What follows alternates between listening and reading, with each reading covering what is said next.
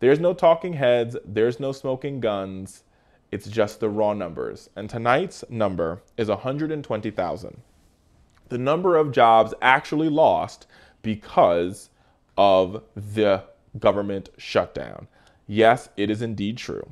The fight over the government shutdown and raising the debt ceiling reduced economic output by 0.25% for the fourth quarter of this year, costing about 120,000 jobs in the private sector in the first 2 weeks of October. This is according to the White House Council of Economic Advisors.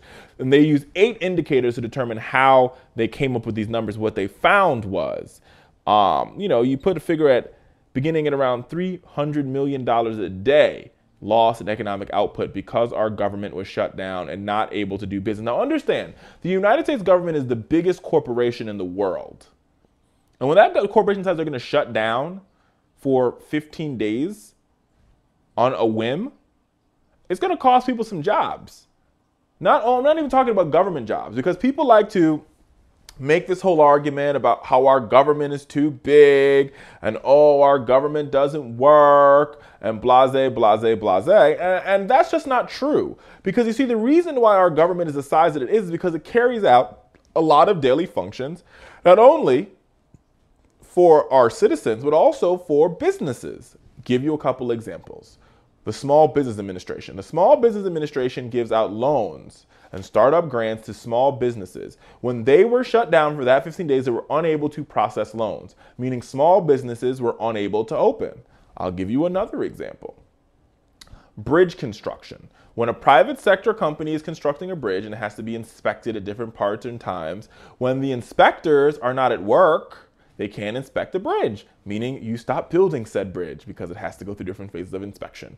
Now, and that's just on the one-off level, but think about now the whole idea that our government also provides programs to Social Security, Medicare, transfer payments to veterans, on and on and on and on and on. And government contractors who contract with the government to do services. And I'm not only talking about defense contractors, there's health and human service contractors, there's contractors that contract out on issues of education, on and on and on. They cannot work because the government is not giving them the money they need to make them work, which is, herein lies the problem. That is why we lost 120,000 jobs, all because Ted Cruz and Mike Lee and Louis Gohmert and Michelle Bachmann thought it would be a good idea to shut the government down so that they could send out some fundraising emails and raise some money for their re-election campaigns. This was a political stunt that cost the American people 120,000 jobs and cost the country $24 billion. Now, if you want to talk about cutting the deficit and you want to talk about ending fraud, waste, and abuse, this government shutdown is the biggest example ever of waste. Wasting $24 billion for absolutely, positively no reason. None. No real justification for why we wasted $24 billion, all because they felt it was a good idea to grandstand and shut our government down. America, we can do better, and in November we will, when we vote out a lot of these maniacs.